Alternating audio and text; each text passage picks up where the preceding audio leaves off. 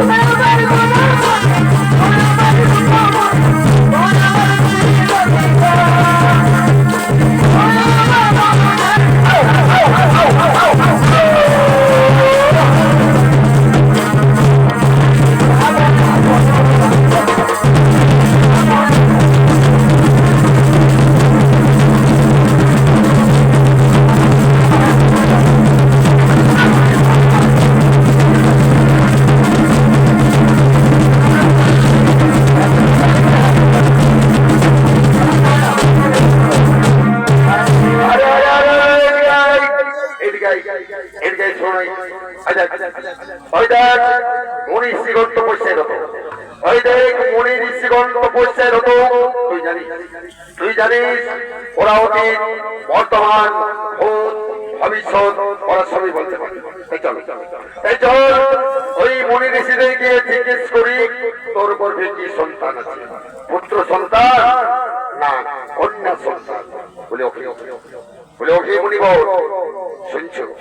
আচ্ছা বলুন তো মুনিবর, আপনারা তো অন্তর্যামী, আপনারা অতীত বর্তমান ভবিষ্যৎ আপনারা সবই বলতে পারেন।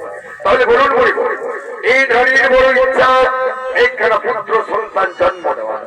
আপনারা অতীত বর্তমান ভবিষ্যৎ আপনারা সবই বলতে পারেন। তাহলে বলুন মুনিবর, এই নারীর গর্ভে কি সন্তান আছে, পুত্র সন্তান না কন্যা সন্তান? বলুন বলুন।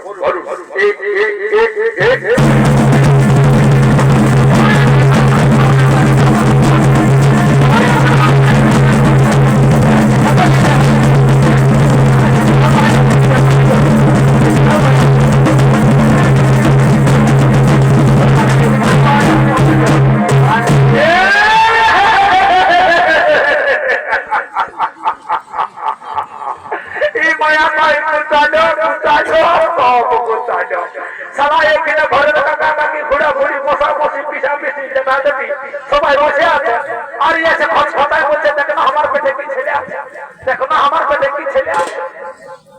পরে পরে তো সারা বড় মাসে সারা বাবা 6 মাসে 9 মাসে বছর দিনে সারা কথা পাচ্ছে না। আর তোর ডেলি এইদিকে শোন, এইদিকে শোন, এইদিকে তোকে লাজে ঢেকেছে বলেছিলি তখন, এখন লাজে ঢেকেছে। তুই এখানে দাঁড়া, এই যে বাবা সাধুরা বসে আছে তাদের কাছে আমি যাই, তাদেরকে আমি জিজ্ঞেস করি তোর গর্ভে কি সন্তান আছে বাবা, একটু তুই এখানে দাঁড়া। বলি শুনছ হে বাবা সাধু, শুনছেন? এই যে আমার নারী, এর বড় ইচ্ছা একটা পুত্র সন্তান দেওয়া। আপনারা তো অতীত বর্তমান ভবিষ্যৎ সবাই জানেন, কিন্তু বলতে পারবেন এই নারীর গর্ভে কি সন্তান আছে? বলতে পারবেন?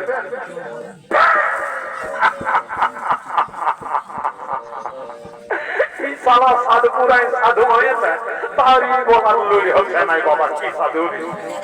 দেখি দেখি দেখি একটু ওই টুরা সাধুটার কাছে যাই। বলি শুনছে হে বাবা সাধু, শুনছেন? এ বাবু, বাবু রে বাবা সাধু, শুনছেন? এই যে আমার এর বড় ইচ্ছা একটা পুত্র সন্তান দেওয়া। আপনারা তো বর্তমান ভবিষ্যৎ সবেই জানেন, কিন্তু বলতে পারবেন এই নারীর গর্ভে কি সন্তান আছে? পুত্র সন্তান না কার বাচ্চা বলতে পারবেন?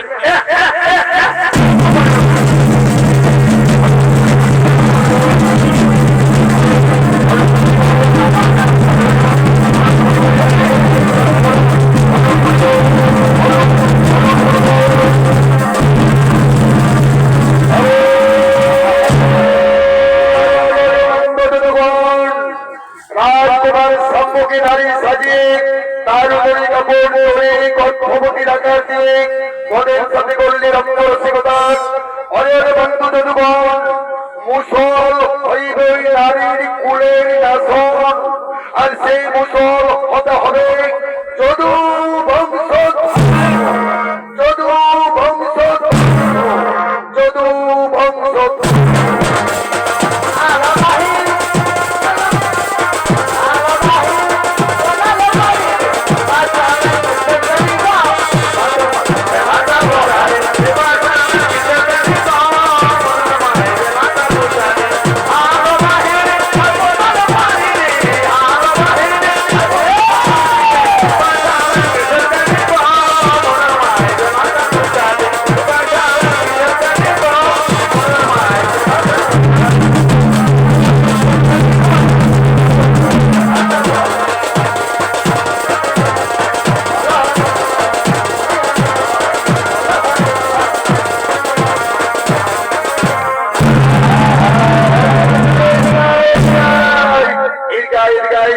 আমরা তো মনীষীদের সাথে রঙ্গ রসিকতা করছিলাম, আর ওরা হয়ে গেল অভিশপ্ত। আর এই ফুল ফুল তাড়াতাড়ি করে মনে করেছেন, তাড়াতাড়ি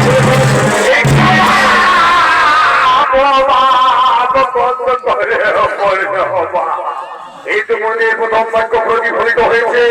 রাজকুমার স্বামীর কাপড় চরণে গর্ভ থেকে সৃষ্টি হলো একখানা লোহার উদ্গোর।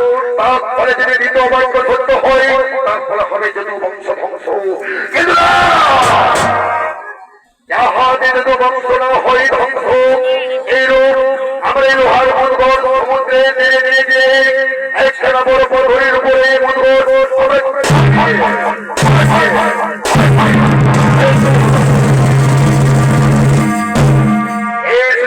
মন্ডলী সমস্ত দর্শক রাজকুমার সম্মের কাপড় জন্য গর্ভ থেকে জন্ম হল একখানা লোহার উদ্গ, এবং সেই লোহার উদ্গ তারা নিয়ে গিয়ে সমুদ্রে